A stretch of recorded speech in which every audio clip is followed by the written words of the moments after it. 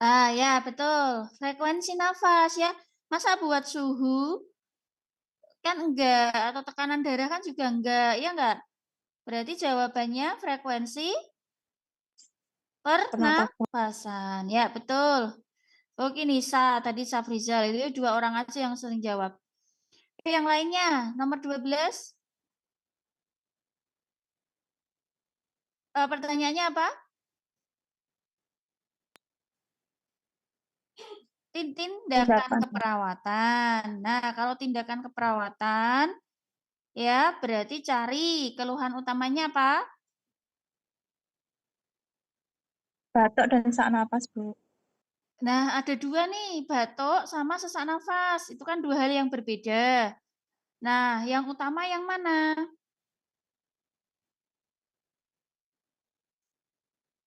Yang utama.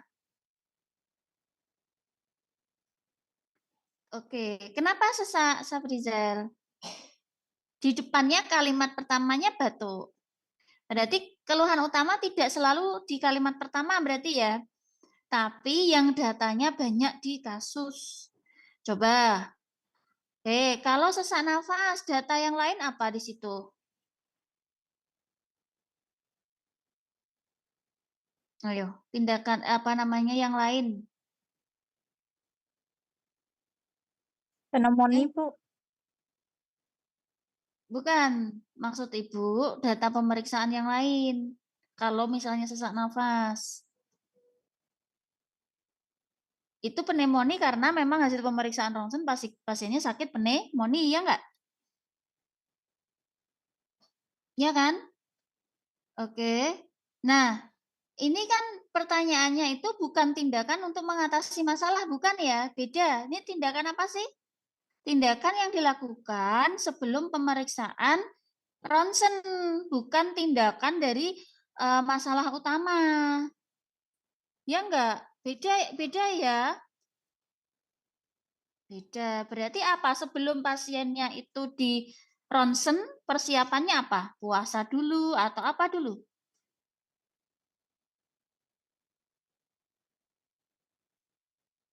Yang mana? Eh? Kalau ronsen perlu puasa enggak ya? Nah, Tidak, 6 Bu. jam? Tidak. Enggak kan? Dia kan untuk USG gitu-gitu toh. Iya, lah terus B, suction, perlu disuction enggak? Tidak. Nah, C, diberikan obat analgesik. Nah, pasiennya nyeri apa enggak? Tidak. Tidak. D, Tidak. tidak. Banyak minum itu biasanya nanti yang USG, yang untuk apa namanya USG ginjal, abdomen tuh ya. Nah, berarti kenapa harus dilepas perhiasannya? Sama gaun pemeriksaannya. Iya kan kalau kalau Anda mau di ronsen, yang di ronsen kan dada. Ya enggak, berarti kan enggak boleh tuh misalnya pasiennya menggunakan kalung, nah, harus dilepas. Kan gitu. Pakaian atasnya juga harus dilepas gitu ya. Nah nomor selanjutnya 13. Nah, ini lebih ke anatomi fisiologi. Hasil pengkajian berarti masuknya. Ranah pengkajian ya. Apa Dek coba? Kalau orangnya pneumonia, yang terinfeksi yang mana? Bisa semuanya kan sebetulnya? Nah, bisa semuanya itu. A sampai E. Cuma Anda lihat clue-nya di kasus. Di bagian apa ya kira-kira terinfeksinya? Berarti jawabannya? Jawabannya? Alveolus. Iya, betul. Alveolus. Kenapa alveolus? Benar itu. Dari kalimat apa? Proses difusi oksigen dan Iya, karbon betul. dioksida. Proses difusi itu kata kuncinya di kasus adalah difusi. Maka langsung bisa kelihatan, oh proses difusi kan enggak di trakea tuh. Masa kamu di proses difusi di trakea kan enggak ya? Jawabannya alveolus. Itu kuncinya. Oke, nomor 14. Pertanyaannya,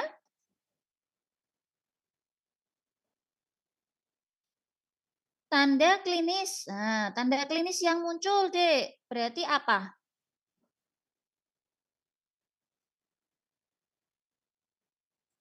Ibnu? Pas ya, pasiennya pneumonia.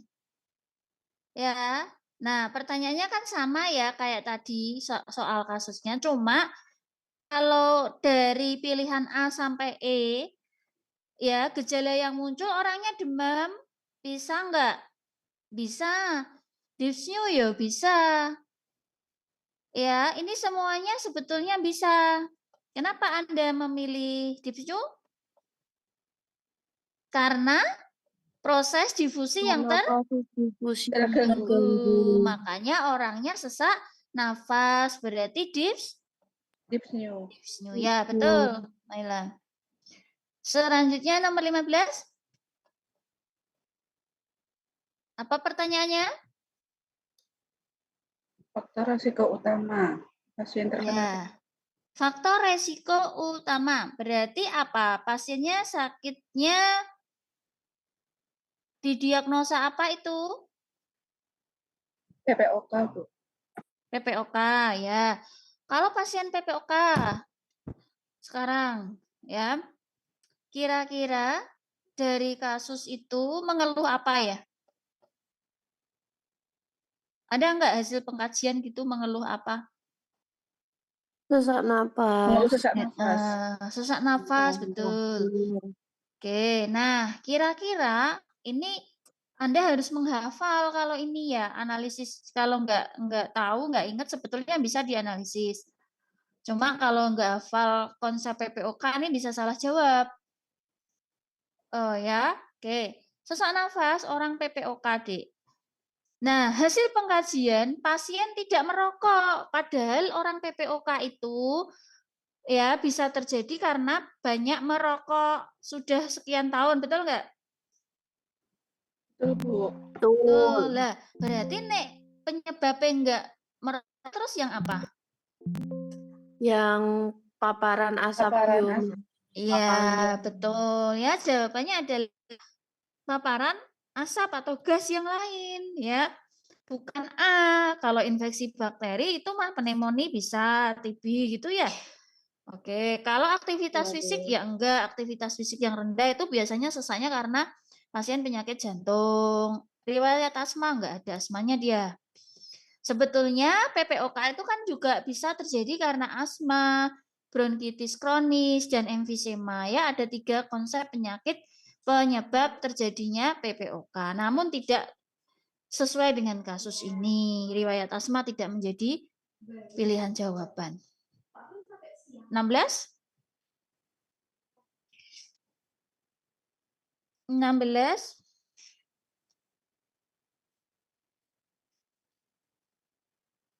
Intervensi ya, Dek, pertanyaannya. Halo? Halo, halo? Ya, Bu. Kalau pertanyaannya intervensi, berarti cari diagnosa. Diagnosa dicari dari hasil pengkajian. Pasiennya PPOK lagi. Oke. Keluhannya apa? Keluhannya?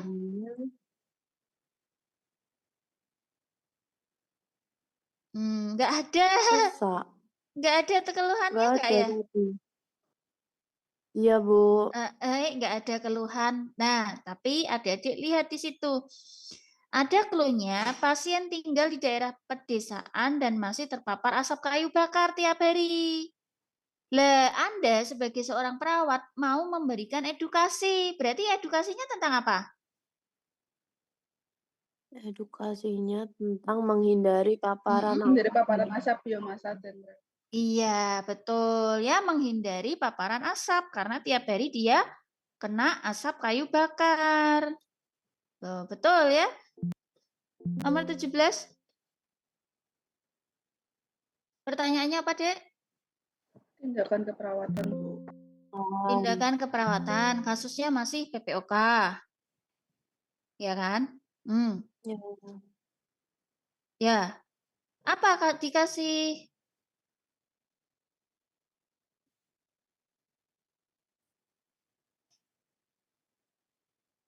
keluhannya apa?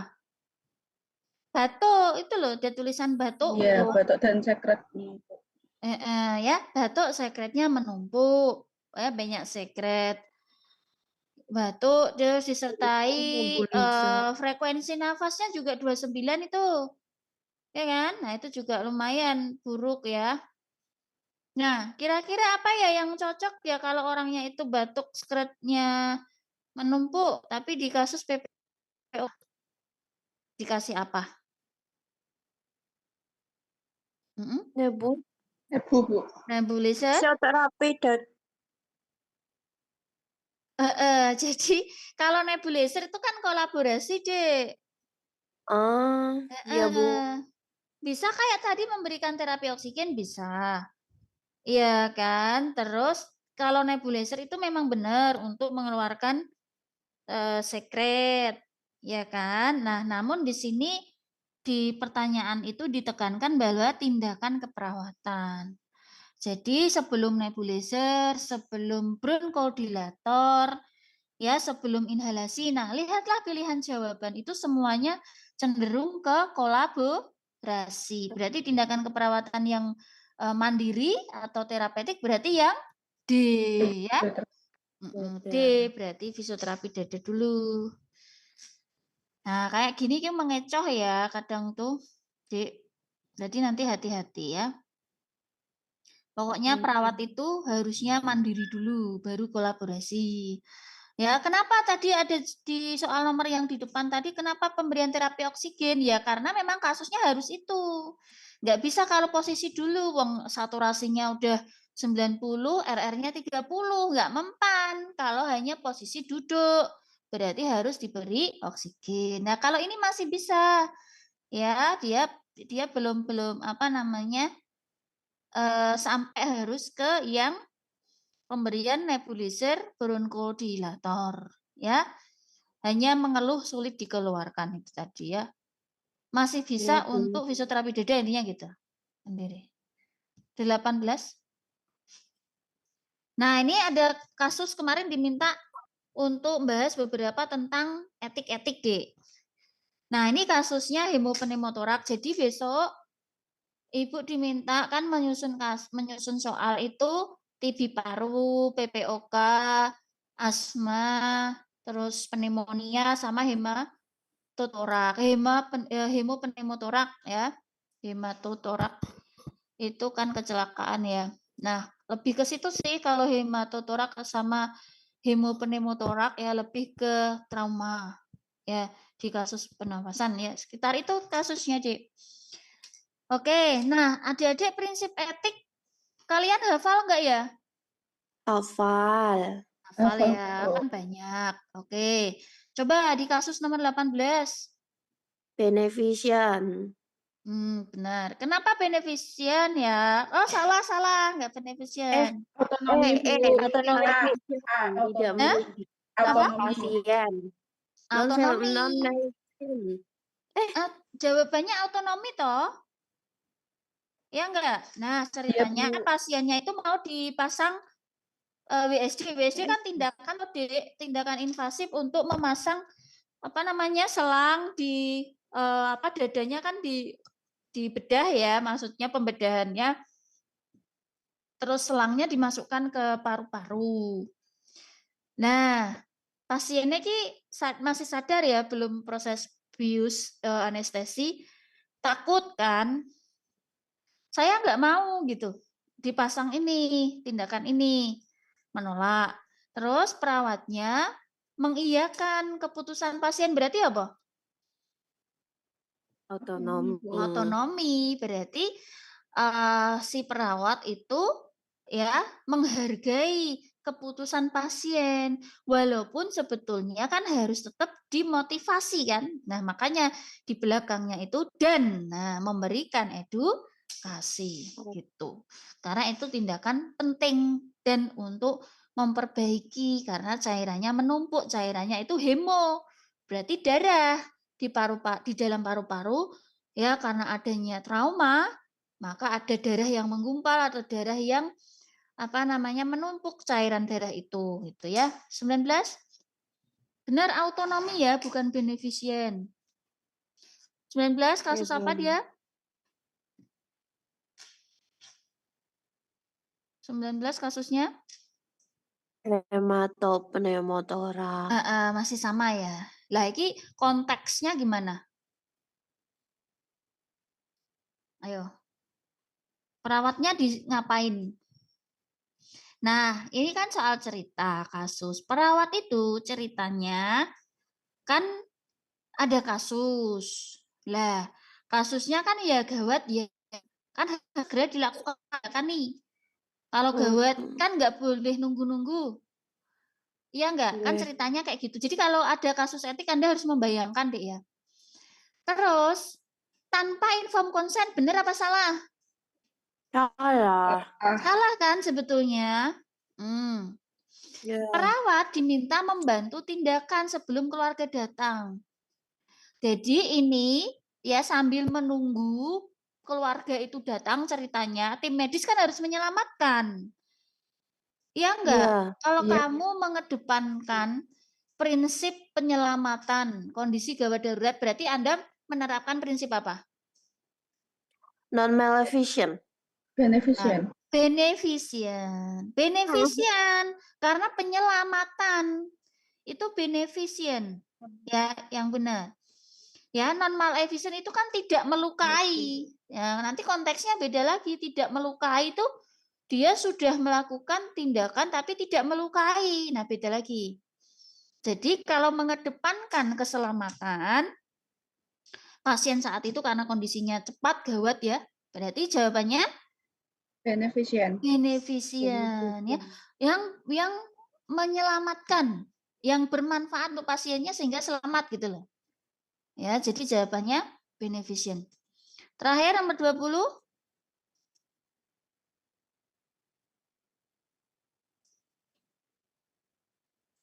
Terakhir nih. Yo. Pasiennya bertanya nggak sama perawatnya? Iya, tanya. Takkan apa? Tanya apa? Apakah kondisi saya berbahaya? Berbahaya, apakah saya bisa sembuh? Nah, sebenarnya perawat tahu nggak kalau penyakitnya ini parah? Enggak tahu. Iya, Bu, tahu. Terus jawab perawatnya apa di situ? Perawat mengetahui apa?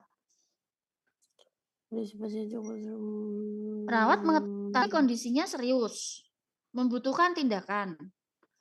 Ya. Tapi penyakitnya berbahaya kan? Ya, Bu.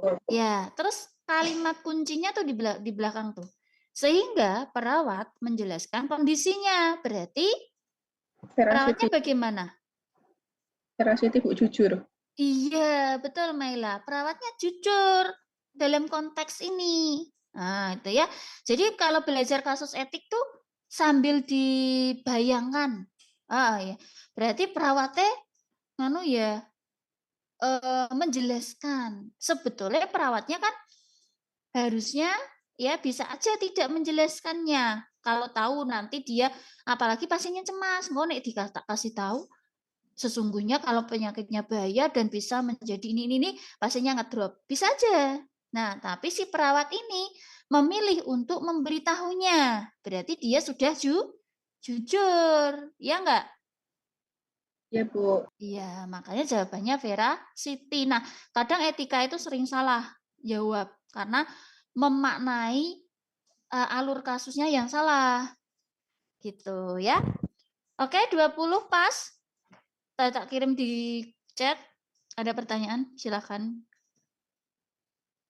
Ayo bertanya.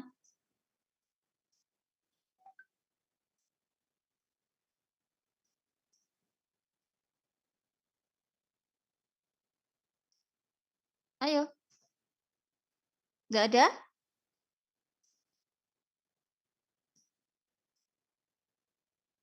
Ibu izin bertanya, tapi di luar konteks boleh tidak, Bu?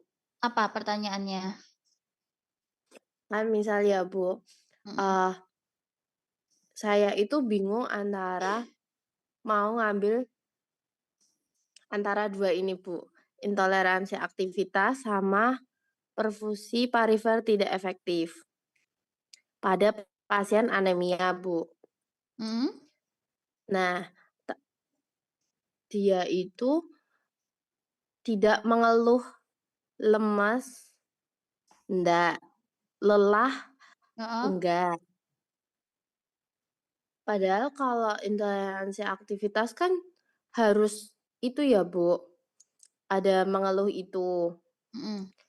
Nah, tapi dia itu akralnya Dingin.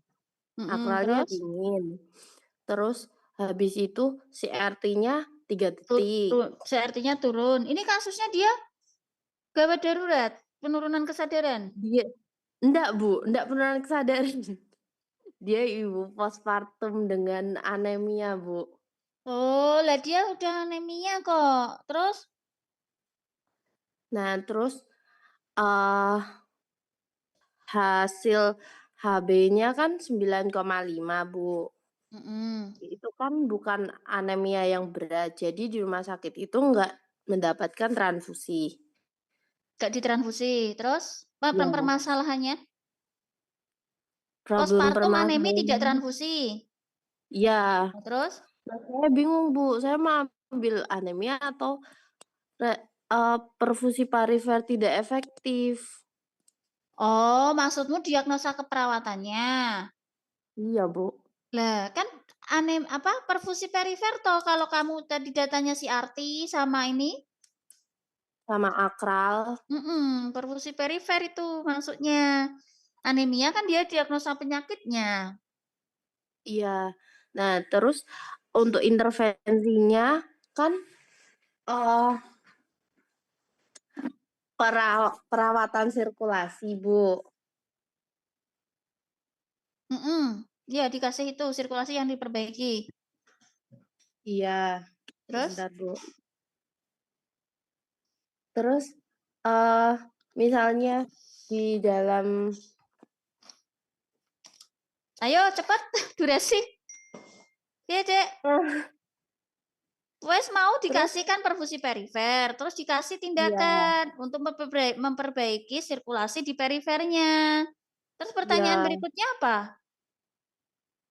Terus pertanyaan berikutnya kalau misalnya, kalau di yang SDKI itu, eee, yang misalnya observasi, saya mau mengobservasi, eee, hasil hemoglobinnya, padahal di SDKI itu nggak ada, itu boleh ditambahkan nggak sih, Bu?